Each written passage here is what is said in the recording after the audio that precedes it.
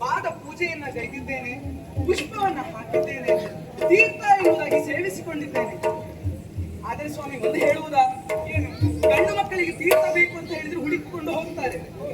ನಮ್ಮ ಪರಿಸ್ಥಿತಿಯೇ ಹಾಗೆ ಅಲ್ವಾ? ಗಂಡ ಮನೆಗೆ ಬಂದಾಗ ಅವನ ಪಾದವನ್ನು ತೊಳೆದು ಅದೇ ತೀರ್ಥ ಎಂಬುದಾಗಿ ಸೇವಿಸ್ತೀವಿ. ಯಾಕೆ? ಗಂಡನ ತಿರುಗಾಟ ಹಾಗಿರ್ತದೆ, ಹಾಗಾಗಿ ಅದು ತೀರ್ಥ ಅಲ್ವಾ? ಹಾಗಾಗಿ ವಂದಿಸಿಕೊಂಡಿದ್ದೇನೆ, ತೀರ್ಥ ಎಂಬುದಾಗಿ ಸೇರಿಸಿಕೊಂಡಿದ್ದೇನೆ. ಆಶೀರ್ವಾದ ಮಾಡಬಹುದಲ್ಲ ನನಗೆ? ಏನಂತ ಆಶೀರ್ವಾದ? ಏನಂತ ಆಶೀರ್ವಾದ ಮಾಡುವುದು? ಏನಂತ ಏನಂತ ಮಾಡುವುದು? ಅಷ್ಟ ಪುತ್ರ ಪುತ್ರಿ ಪ್ರಾಪ್ತಿರಸ್ತು ಎನ್ನುವುದಾಗಿ ಒಂದು ಹೇಳ್ತೇನೆ ಪ್ರಭಾವತಿ. ಏನು? ಆಶೀರ್ವಾದದಿಂದ ಮಕ್ಕಳಾಗ್ತಾರೆ ಅಂತ ಆದ್ರೆ ಯಾತಕ್ಕೋಸ್ಕರ ಮದುವೆ? ಇವನು ಯಾಕಾಗಿತ್ತು ಹೇಳು? ಅದು ಬೇಡವಾ? ಹಾಗಿದ್ರೆ ದೀರ್ಘ ಸುಮಂಗಲಿ ಭವ ಎನ್ನುವುದಾಗಿ ಆಶೀರ್ವದಿಸಿ ನೋಡೋಣ. ಅಲ್ಲ, ದೀರ್ಘ ಸುಮಂಗಲಿ ಭವ ಎನ್ನುವುದಾಗಿ ಆಶೀರ್ವಾದ ಮಾಡಿದರೆ ನನ್ನ ಆಯುಷ್ಯವನ್ನ ಜಾಸ್ತಿ ಮಾಡು ಎನ್ನುವುದಾಗಿ ನಾನೇ ಕೇಳಿಕೊಂಡ ಹಾಗೆ ಆಗ್ತದೆ. ಹೌದಾ? ಹಾಗಾಗಿ ಇದೆರಡು ಆಶೀರ್ವಾದ ಯಾಕೆ ಹೇಳು? ನಿನಗೆ ನಾನು, ನನಗೆ ನೀನು ಎನ್ನುವುದಾದಾಗ ಇದು ಈ ಸುಧರ್ಮನ ಅಪ್ಪುಗೆಯೇ ನಿನಗೆ ಆಶೀರ್ವಾದ. ಸ್ವಾಮಿ ಎಲ್ಲಿಗೆ? ಅವಲಿಗೆ ಅವಲಿಗೆ ಪಯಣವೈ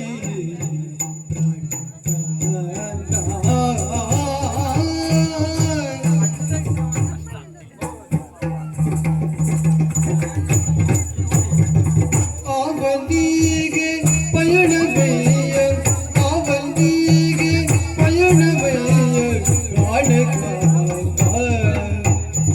ಅವಲಿಗೆ ಪಯಣವಯ್ಯ, ಅವಲಿಗೆ ಪಯಣವಯ್ಯ ಪ್ರಾಣಕಾಂತ. ರಾಜ ಹಿರಿಯಿಂದ ಹೋಗುವುದಿಲ್ಲೇ ಪ್ರಾಣಕಾಂತ, ರಾಜ ಹಿರಿಯಿಂದ ಹೋಗುವುದಿಲ್ಲೇ ಪ್ರಾಣಕಾಂತ. ಅವಲಿಗೆ ಪಯಣವಯ್ಯ ಪ್ರಾಣಕಾಂತ, ರಾಜ ಠಿವಿಯಿಂದ ಹೋಗುವುದಿಲ್ಲೇ ಪ್ರಾಣಕಾಂತ, ರಾಜ ಠಿವಿಯಿಂದ ಹೋಗುವುದಿಲ್ಲೇ ಪ್ರಾಣಕಾಂತ.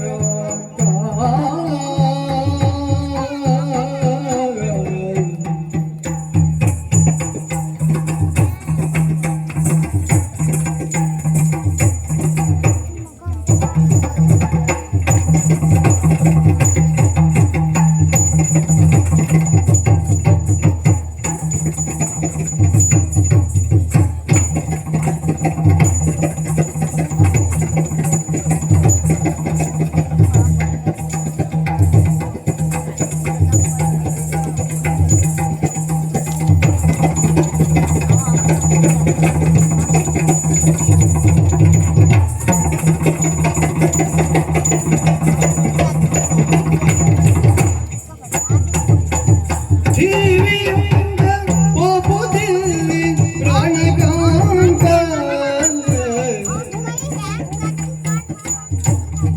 ಚಂದನವ ಅಡರಿಕೊಂಡು ಪ್ರಾಣಕಾಂತ, ಚಂದನವ ಅಡರಿಕೊಂಡು, ಚಂದನವ ಅಡರಿಕೊಂಡು ಪ್ರಾಣಕಾಂತ. ಬಲು ಚಂದದಿಂದ ಹೋಗುವುದಿಲ್ಲೇ ಪ್ರಾಣಕಾಂತ, ಚಂದನವ ಅಡರಿಕೊಂಡು ಪ್ರಾಣಕಾಂತ, ಚಂದನವ ಅಡರಿಕೊಂಡು, ಚಂದನವ ಅಡರಿಕೊಂಡು ಪ್ರಾಣಕಾಂತ. ಬಲು ಚಂದದಿಂದ ಹೋಗುವುದಿಲ್ಲೇ ಪ್ರಾಣಕಾಂತ, ಬಲು ಚಂದದಿಂದ ಹೋಗುವುದಿಲ್ಲೇ ಹೋಗುವುದಿಲ್ಲೇ ಪ್ರಾಣಕಾಂತ. ಚಂದ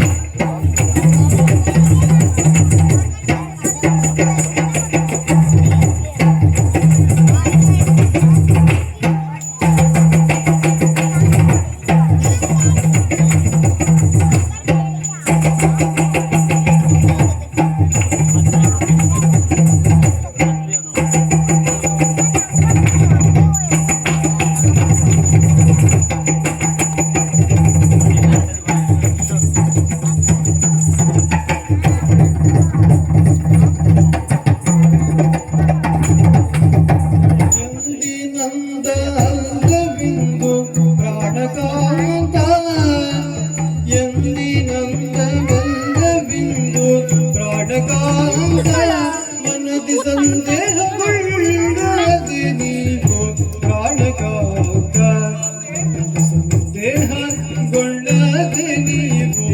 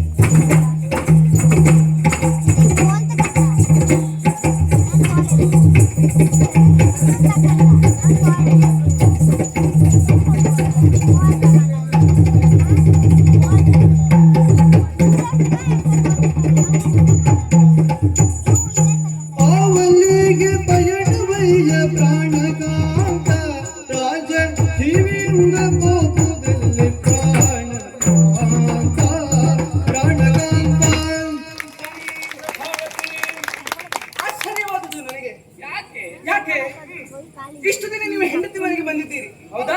ಬಂದಿದ್ದೇನೆ. ಆದ್ರೆ ಈ ರೂಪದಲ್ಲಿ ನೀವು ಬರಲಿಲ್ಲ. ಇವತ್ತು ಹೊಸ ರೂಪ. ಹೊಸ ರೂಪ ಯಾಕೆ? ಯಾಕೆ? ಬೆನ್ನಿನಲ್ಲಿ ಬತ್ತಳಿಕೆ, ಎದೆ ಕವಚ, ಅದಲ್ಲದೆ ಅರೆಯಲ್ಲಿ ಕತ್ತಿಯನ್ನ ಇರಿಸಿಕೊಂಡಿದ್ದೀರಿ, ಭುಜಕೀರ್ತಿಯನ್ನು ತೊಟ್ಟಿದ್ದೀರಿ, ಶಿರಸ್ಥಾನವನ್ನ ಧರಿಸಿದ್ದೀರಿ. ಆದ್ರೆ ನನಗೆ ಹೆದರಿಕೆ ಆಗ್ತಾ ಉಂಟೀಗ. ಯಾಕೆ ಹೆದರಿಕೆ? ಯಾಕೆ? ಎಂದಿನಂತೆ ನೀವು ಹೆಂಡತಿ ಮನೆಗೆ ಬರುವವರು, ಹೌದಾ? ಹೆಂಡತಿ ಮನೆಗೆ ಬರಬೇಕಾದ್ರೆ ಯಾರಾದ್ರೂ ಈ ವೇಷದಲ್ಲಿ ಬರ್ತಾರಾ, ಅಥವಾ ಅರೆಯಲ್ಲಿ ಕತ್ತಿಯನ್ನು ಹಿಡಿದುಕೊಂಡು ಬಂದಿದ್ದೀರಿ? ಇನ್ನೊಡನೆ ಯುದ್ಧಕ್ಕೆ ಬಂದೆ ಅಂತ ಭಾವಿಸಿದ್ದೀಯಾ? ಖಂಡಿತವಾಗಿ ಹೌದು ಸ್ವಾಮಿ, ಇನ್ನೊಡನೆ ಯುದ್ಧಕ್ಕೆ ಬಂದದ್ದಲ್ಲ. ಆದ್ರೆ ಹೆದರಿಕೆ ಆಗ್ತಾ ಉಂಟು. ಯಾಕೆ? ಯಾಕೆ? ಅರೆಯಲ್ಲಿ ಕತ್ತಿ ಉಂಟಲ್ವಾ, ಹಾಗಾಗಿ ನನಗೆ ಹೆದರಿಕೆ ಆದದ್ದು. ಹೆಂಡತಿ ಏನಾದ್ರೂ ತಪ್ಪು ಮಾಡಿದಾಳ, ಗಂಡ ಕತ್ತಿ ಹಿಡಿದುಕೊಂಡು ಬಂದ ಅಂತ ಅರ್ಥ. ನೀನು ಹಾಗೆ ತಪ್ಪು ಮಾಡುವವಳೇನೆ ಪ್ರಭಾವತಿ. ಆದ್ರೂ ಸ್ವಾಮಿ ಎಲ್ಲೋ ಒಂದು ಘಟನೆ ನಡೆದು ಹೋಗಿರ್ಬಹುದೇನೋ ಹಾಗೆ. ಆದ್ರೆ ಇಷ್ಟು ಸಂಕ್ಷಿಪ್ತವಾಗಿ ನಿಮ್ಮನ್ನು ನೋಡ್ತಾ ಇದ್ದೇನೆ. ವೀರ ವರ್ಚಸ್ಸು ಮುಖದಲ್ಲಿ ಸೈನ್ಯವನ್ನು ಅಡವಿಕೊಂಡು ಬಂದಿದ್ದೀರಿ. ನಿಮ್ಮ ಅಪ್ಪಣೆಯ ಸಲುವಾಗಿ ಕಾಯ್ತಾ ಉಂಟು ಅಲ್ವಾ? ಹಾಗಾಗಿ ಇಲ್ಲಿಗಲ್ಲ, ಎಲ್ಲೋ ಹೊರಡುವುದಕ್ಕೆ ಹೇಳುವುದಕ್ಕೆ ಬಂದದ್ದು, ಹೌದಾ? ಎಲ್ಲಿ ಎಂಬುದಾಗಿ ನಾನು ಕೇಳಬಹುದೇ? ಅಧಿಕಾರವ ನಿಂದು ಸ್ವಾಮಿ. ಭಾವಭಕ್ತಿಯಿಂದ ನಾನು ಪ್ರಾಣಕಾಂತ, ಭಾವಭಕ್ತಿಯಿಂದ ನಾನು ಪ್ರಾಣಕಾಂತ, ಕೇಳುವೆ ನೀವಲಿದು ಬೇಳು ಜನಗೆ ಪ್ರಾಣಕಾಂತ, ಕೇಳುವೆ ನೀವಲಿದು ಬೇಳು ಜನಗೆ ಪ್ರಾಣಕಾಂತ, ಆವಲ್ಲಿಗೆ ಆವಲ್ಲಿಗೆ ಆವಲ್ಲಿಗೆ ಪಯಣವಯ್ಯ ಪ್ರಾಣಕಾಂತ. ಏನು ಹೇಳುವುದು ಸ್ವಾಮಿ ನೀವು? ಅಧಿಕಾರದಿಂದ ಕೇಳ್ತಾ ಇದ್ದೀರಿ ಎನ್ನುವುದಾಗಿ ನನ್ನನ್ನು ಕೇಳ್ತಾ ಇದ್ದೀಯಾ? ಮನೆಗೆ ಬಂದಂತಹ ನನ್ನನ್ನ ಎಲ್ಲಿಗೆ ಏನು ಇವನ್ನೆಲ್ಲ ಕೇಳ್ತೀಯ ಅಂತಾದ್ರೆ ಮತ್ತಿನ್ನೇನೆ? ಖಂಡಿತವಾಗಿಯೂ ಇಲ್ಲ ಸ್ವಾಮಿ. ಯಾಕೆ? ನೀವು ಕೊಟ್ಟಂತಹ ಪ್ರೀತಿ, ನೀವು ಕೊಟ್ಟಂತಹ ಸಲುಗೆಯಿಂದ ನಾನು ನಿಮ್ಮನ್ನ ಕೇಳ್ತಾ ಇದ್ದೇನೆ. ಯಾವುದೇ ಅಧಿಕಾರದ ನಿಮ್ಮನ್ನ ಕೇಳ್ತಾ ಇಲ್ಲ. ಹಾಗಾಗಿ ಎಲ್ಲಿ ಹೊರಟದ್ದು ಸ್ವಾಮಿ ನೀವು? ಎಲ್ಲಿಗೆ ಹೊರಟದ್ದು ಎನ್ನುವುದಾಗಿ ನಿನಗೆ ಬೇಕು. ಹೌದು ಸ್ವಾಮಿ.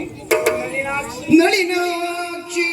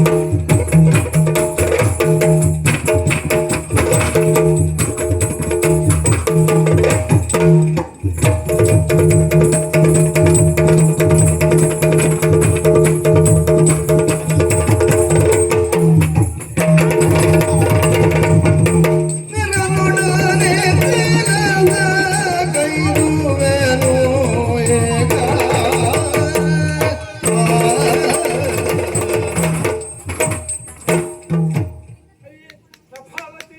ಸ್ವಾಮಿ, ಎಲ್ಲಿಗೆ ಹೊರಟಿರುವೆ ಎನ್ನುವುದಾಗಿ ಬಂದಂತಹ ನನ್ನಲ್ಲಿ ನೀನು ಪ್ರಶ್ನೆಯನ್ನ ಮಾಡ್ತಾ ಇದ್ದೀರಿ. ನಿಜವಾಗಿಯೂ ನಿನ್ನಲ್ಲಿ ಹೇಳಲೇಬೇಕು ಎನ್ನುವುದಾಗಿ ನಿನ್ನನ್ನು ಇಲ್ಲಿಯವರೆಗೆ ಹುಡುಕಿಕೊಂಡು ಬಂದವ ನಾನು. ಹೌದಾ? ಹೌದೇ? ಎಲ್ಲಿ ಹೊರಟದ್ದು ಸ್ವಾಮಿ?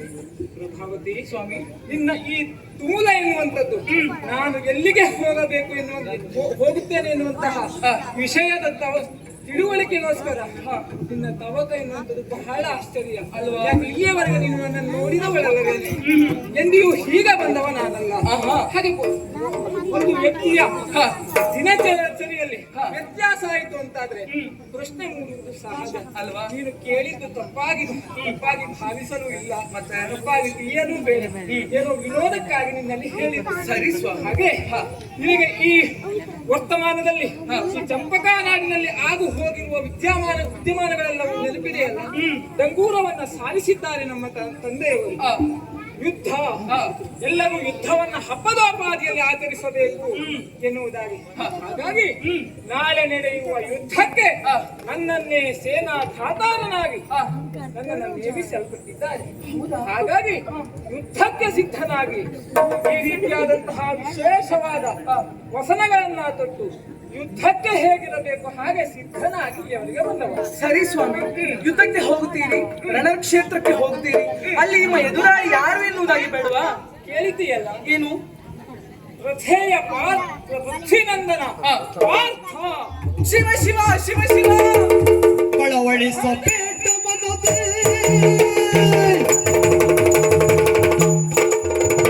ಬಳವಳಿಸ ಪೇಟ ಮನದೇ ಕೊಂತೆ ಸೊದಗಳು ಕೊಲ್ಲವನಲ್ಲ ಕಡದೆ ಕೊಂತೆ ಸೊದಗಳು ಕೊಲ್ಲವನಲ್ಲ ಕಡದೆ ಬಳವಳಿಸ ಪೇಟ ಮನದೇ ಕೊಂತೆ ಸೊದಗಳು ಕೊಲ್ಲವನಲ್ಲ ಕಡದೆ.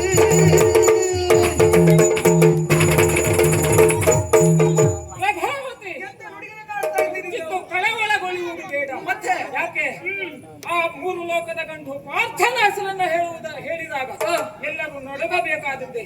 ಯಾಕೆ? ಆತನ ಸಾಮರ್ಥ್ಯವೇ ಹಾಗುಂಟು. ಈ ಮೂರು ಲೋಕಗಳಲ್ಲಿಯೂ ಸಹ ಕೀರ್ತಿವಂತನಾಗಿದ್ದಾನೆ. ಆತನ ಹೆಸರಿಗೆ ಅಷ್ಟು ಮಹತ್ವ ಉಂಟು. ಹಾಗಾಗಿ ಅವನ ಹೆಸರನ್ನ ಹೇಳಿದಾಗ ನೀನು ದಿಗ್ಭ್ರಮೆಗೊಳ್ತಾ ಇದ್ದೀಯ. ಸಹಜ ಅಲ್ವೇ? ಹೇಳಬೇಕಾದ ಅವಶ್ಯಕತೆ ಇಲ್ಲ. ಯಾಕೆ ಹೇಳು? ಯಾಕೆ ಸ್ವಾಮಿ? ನಿನ್ನ ಗಂಡನ ಪರಾಕ್ರಮದ ಮೇಲೆ ನಿನಗೆ ಅನುಮಾನವೇನೆ? ಅಂತಹ ಒಬ್ಬ ಪಾರ್ಥ ಏನು 10 ಪಾರ್ಥರು ಎದುರಾದರು ಅವನನ್ನ ಎದುರಿಸಬಲ್ಲ ತಾಕದಕ್ಷತೆ ಸಾಮರ್ಥ್ಯ ಎನ್ನುವುದು ಈ ಧರ್ಮದಲ್ಲಿ ಉಂಟೆ. ಯಾಕೆ ಕಳವಳಿಸ್ತಾ ಇದ್ದೀಯ? ಹೆದರಬೇಡ ಸ್ವಾಮಿ. ಕಾಂತ ಕೇಳನ್ನ ಸೊಲ್ಲ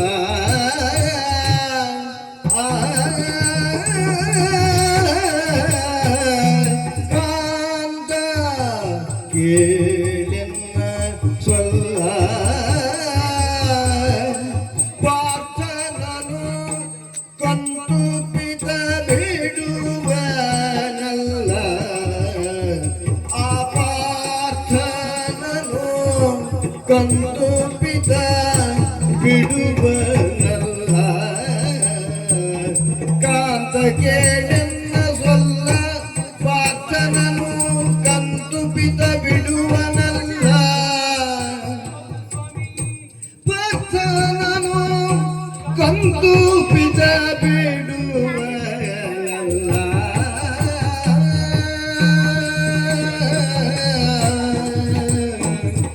ಎಂದು ಗೆಲ್ಲುವುದು ನಿಮಗೆ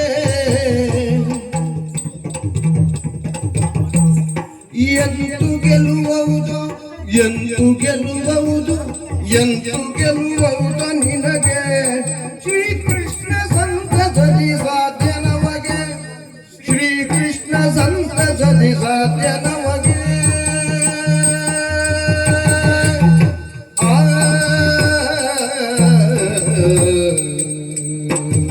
ಸ್ವಾಮಿ ಎಂಥ ನುಡಿಗಳನ್ನ ಆಡ್ತಾ ಇದ್ದೀರಿ ತಾವು ರಣಕ್ಷೇತ್ರಕ್ಕೆ ಹೋಗುತ್ತೀರಿ ಸರಿ ಅರ್ಜುನನನ್ನ ಸೋಲಿಸ್ತೀರಿ ಎನ್ನುವುದಾಗಿ ನೀವು ಹೇಳ್ತಾ ಇದ್ದೀರಿ ಒಂದು ಅರ್ಜುನ ಅಲ್ಲ 100 ಅರ್ಜುನರೇ ಬಂದರು ಎದೆ ಕೊಟ್ಟು ನಿಂತು ಅವರ ರುಂಡ ಮುಂಡ ಬೇರ್ಪಡಿಸಿ ಅವರನ್ನ ನೀವು ಗೆಲ್ಲುತ್ತೀರಿ ಎನ್ನುವುದಾಗಿ ನನಗೆ ಭರವಸೆ ಉಂಟು ಒಂದು ವೇಳೆ ಅರ್ಜುನ ಸೋತಲ್ಲಿಗೆ ಯುದ್ಧ ಮುಗಿಯಿತು ಎಂದರ್ಥ ಅಲ್ಲ ಯಾರು ಬರ್ತಾರೆ ಶ್ರೀಕೃಷ್ಣ ಪರಮಾತ್ಮ ಬರ್ತಾನೆ ಆತ ಬಂದಲ್ಲಿಗೆ ನರ ಹಾಗೂ ನಾರಾಯಣರು ಒಂದಾದ್ರೆ ಸೋಲು ಎನ್ನುವುದು ಉಂಟೆ ಹೇಳಿ ಸ್ವಾಮಿ ಹಾಗಾಗಿ ಸ್ವಲ್ಪ ಹಾ ಸಣಸಿ ಕೃಷ್ಣಾರ್ಜುನರು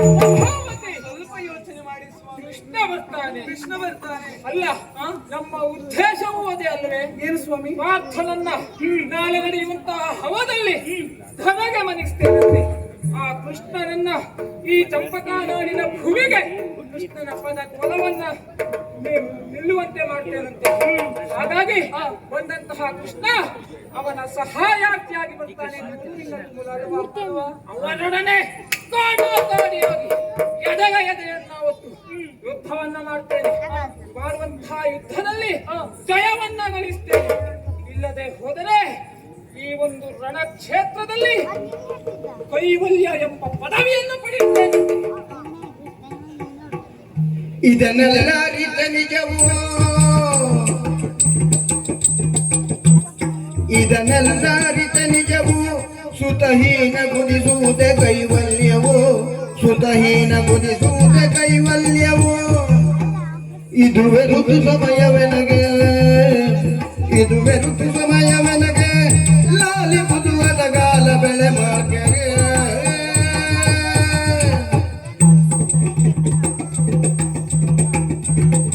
ಸ್ವಾಮಿ ಭಗವತಿ ಏನು ಹೇಳುವುದು ನೀವು ಮೋಕ್ಷವನ್ನ ಪಡೆದು ಕೈವಲ್ಯವನ್ನ ಸೇರ್ತೀರಿ ಎನ್ನುವುದಾಗಿ ಆಡ್ತಾ ಇದ್ದೀರಿ ಸರಿ ನಿಮ್ಮ ಮಾತನ್ನ ನಾನು ಒಪ್ಪಿಕೊಳ್ಳುತ್ತೇನೆ ಒಂದು ಕ್ಷಣ ಯೋಚನೆ ಮಾಡಿ ನೀವು ಯುದ್ಧಕ್ಕೆ ಹೋದಂತ ಸಂದರ್ಭದಲ್ಲಿ ಅರ್ಜುನನನ್ನ ಸೋಲಿಸಿ ನೀವು ಗೆದ್ದಿರಿ ಸರಿ ಒಪ್ಪಿಕೊಳ್ಳುತ್ತೇನೆ ಆದರೆ ಒಂದಾನೊಂದು ಸಂದರ್ಭದಲ್ಲಿ ಆತನ ಎದುರಿಗೆ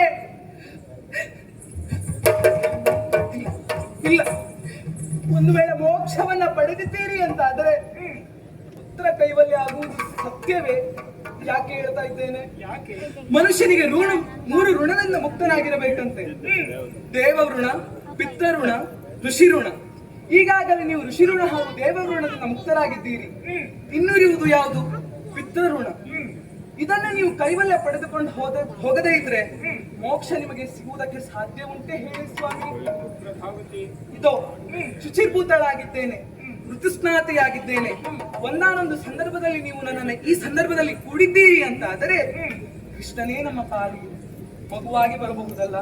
ಇದುವೇ ಈ ಚಂಪಕಾವತಿಯ ನಾಡಿಗೆ ಕೃಷ್ಣ ದರ್ಶನವಾಗಬಹುದು. ಹಾಗಾಗಿ ಒಮ್ಮೆ ಯೋಚನೆ ಮಾಡಿ ಸ್ವಾಮಿ, ಒಮ್ಮೆ ಯೋಚನೆ ಮಾಡಿ.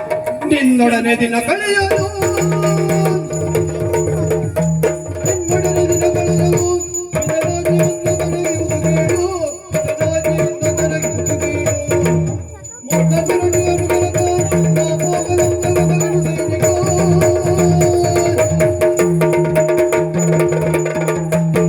ಪ್ರಭಾವತಿ ಸ್ವಾಮಿ, ಇಲ್ಲಿಗೆ ಬಂದಂತಹ ನನ್ನಲ್ಲಿ ನಿನ್ನೊಡನೆ ದಿನ ಕಳೆಯಲು ನಾನು ಇಲ್ಲಿ ಬಂದಿದ್ದು ಅಂತ ಭಾವಿಸಿದ್ದೀಯ. ನಿನಗೆ ವಿಷಯವನ್ನ ತಿಳಿಸುಗೋಸ್ಕರವಾಗಿ ಇಲ್ಲಿಯವರೆಗೆ ಬಂದವ. ಈಗ ನಿನ್ನನ್ನು ನಾನು ಕೂಡಬೇಕು.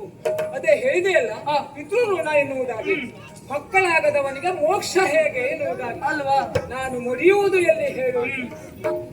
ಪುಣ್ಯತಮವಾದಂತಹ ಭೂಮಿ, ರಣ ಸಂಗ್ರಾಮ, ರಣಕ್ಷೇತ್ರದಲ್ಲಿ ಅಲ್ವಾ ನನ್ನ ಪ್ರಾಣ ಹೋಯಿತು ಅಂತಾದ್ರೆ, ಯುದ್ಧದಲ್ಲಿ ಎದೆಗೆ ಎದೆಯೊಡ್ಡಿ ನಡೆಯುವಂತಹ ಯುದ್ಧದಲ್ಲಿ ಸೈನಿಕನೋರ್ವ ಸತ್ತ ಅಂತಾದ್ರೆ ಅವರಿಗೆ ಮೋಕ್ಷವೇ ಹೊರತು ಯಾವುದೂ ಇಲ್ಲ.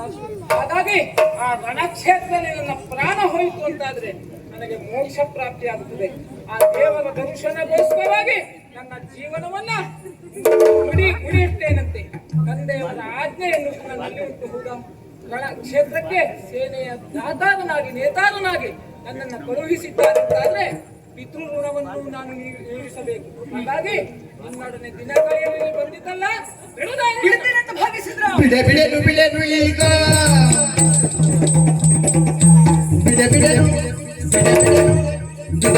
ಬಿಡೆನು ಈಗ, ಎನ್ನ ಕೂಡಡ ಕೂಡು ಬೇಗ, ಎನ್ನ ಕೂಡಡ ಕೂಡು ಬೇಗ, ನಡೆಯದ್ದು ಬಿಗಿದಪ್ಪುದ ಕಾಂತನನ್ನು ಒಡಬಡಿಗಳು ಅರ್ಬುದ.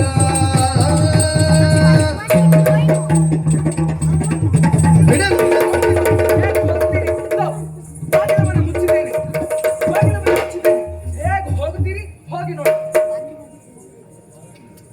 ಪ್ರಭಾವತಿ, ಏನು ಸ್ವಾಮಿ, ಈಗ ನೀನು ಮಾಡಿದ್ದೇನಾಯ್ತು? ಬಾಗಿಲು ಮುಚ್ಚಿದ್ದೇನೆ, ಹೋಗುದಿದ್ರೆ ಹೋಗಿ. ಗಂಡನಾದವನಿಗೆ ಹೆಂಡತಿ ಬಾಗಿಲು ಹಾಕಿದಳು ಅಂತಾದ್ರೆ ಬಾಗಿಲನ್ನ ತೆಗೆಯದೆ ಹೋದ ಗಂಡ ರಣಕ್ಷೇತ್ರಕ್ಕೆ ಹೋಗಿ ಅವನು ಏನು ಮಾಡ್ತಾನೆ ಎಂದು ಕೇಳುವ. ಸರಿ ಸ್ವಾಮಿ, ಸರಿಯಾಗಿ ಯೋಚನೆ ಮಾಡಿದ್ದೀರಿ. ಒಮ್ಮೆ ಯೋಚನೆ ಮಾಡಿ, ಒಂದು ವೇಳೆ ನನ್ನ ಅತ್ತೆ 5 ಮಕ್ಕಳನ್ನ ಹೆತ್ತು ಸುಗರ್ಭಾದೇವಿ ಎನ್ನುವುದಾಗಿ ಇಡೀ ಚಂಪಕಾವತಿ ನಾಡಿಕೊಂಡಾಡಿಲ್ವೇ ಹೇಳಿ? ಆದ್ರೆ ಇದೇ ಚಂಪಕಾವತಿಯ ನಾಳೆ ಪ್ರಭಾವತಿ ಒಬ್ಳು ಭಂಜೆ ಎನ್ನುವುದಾಗಿ ನನ್ನ ಆಡಿಕೊಳ್ಳುವುದಿಲ್ಲವೇ? ಹಾಗಾಗಿ ಸ್ವಲ್ಪ ಯೋಚನೆ ಮಾಡಿ ಸ್ವಾಮಿ. ನಿಮಗಿರುವುದು ಇಲ್ಲಿ 2 ಆಯ್ಕೆ. ಒಂದು ಈ ಪ್ರಭಾವತಿಯ ಮನದ ಬಾಗಿಲು, ಇನ್ನೊಂದು ಮನೆಯ ಬಾಗಿಲು. ಹೋಗಬಹುದು. ಪ್ರಭಾವತಿ,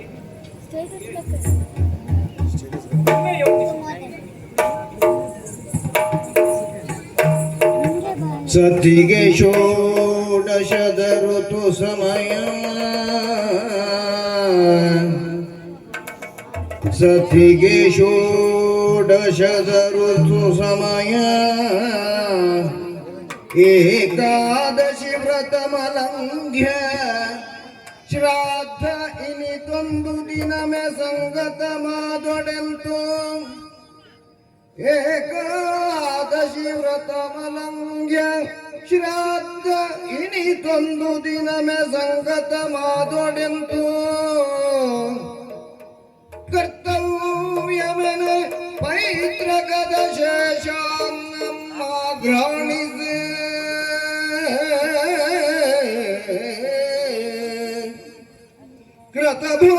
ಕೃತಭೋಜ್ಯವಾದ ಪುದು, ಕೃತಭೋಜ್ಯವಾದ ಪುದು, ನಡುವಿರುಳುಗಳದ ಮೇಲ್ಮನಿತೆಯ ನೊಡಗೂಡಬಹುದು, ನಡುವಿರುಳುಗಳದ ಮೇಲ್ ವನಿತೆಯ ನೊಡಗೂಡಬಹುದು. ಇದರಿಂದ ಧರ್ಮ ಪದ್ಧತಿಯ ನೀಕ್ಷಿಸಲಿ ಒಳನಿಂದು ಮೀರುವುದು ಮತವಲ್ಲವೆಂದ ತಾ ತಿಳಿದ.